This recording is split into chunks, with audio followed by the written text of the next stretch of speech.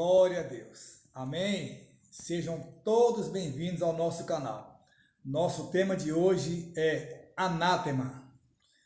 O que é anátema? Uma palavra grega que significa coisa exaltada ou algo exaltado.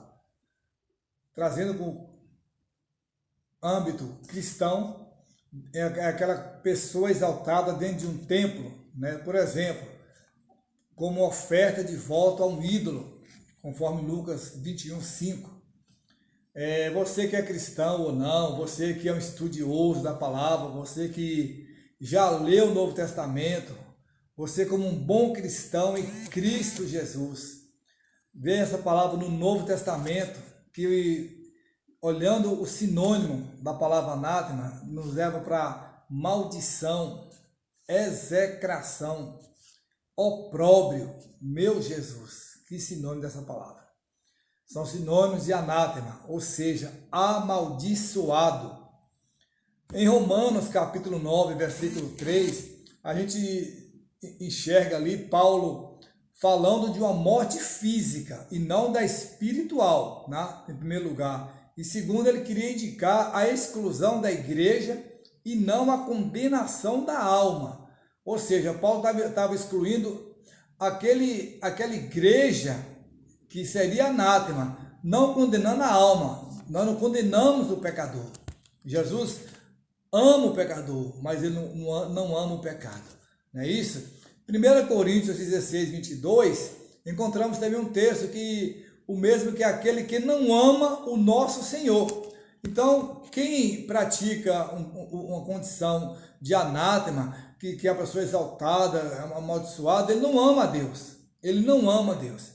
Então, à medida que concílios, igrejas cresciam, né, qualquer falso ensino ou doutrina, ele era considerado anátema, era considerado amaldiçoado, era tido como maldição, tá? Então essa palavra é um substantivo masculino, né, que é pena ou tipo de maldição que se efetiva com a expulsão de uma pessoa do convívio religioso, tá? Ou da própria igreja, excomunhão, que foi alvo de excomunhão, que foi excomungado. Então é difícil, irmão, você lidar com pessoas dessa natureza.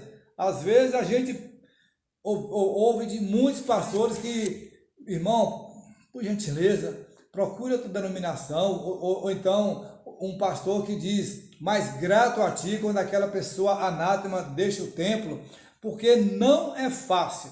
Infelizmente, esse é o quadro da maioria dos cristãos atuais. Olha que coisa terrível, né? O quadro da maioria dos cristãos na nossa atualidade, que no primeiro amor evoluíam em obediência à palavra, né? E a graça de Cristo os alcançava e venciam crises, né? Aquelas crises conjugais, crises sociais, espirituais, eles venciam crises financeiras, enfim, vivendo pela graça, você vence. Andando pela graça, você vence. São pessoas altamente destemidas, pessoas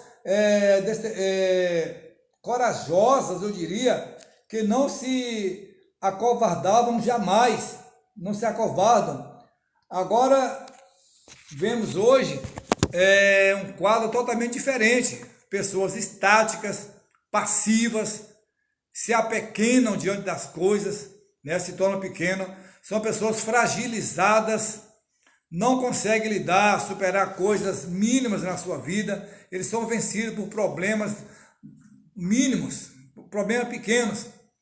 Imagine no passado o porquê da derrota do povo de Israel, né?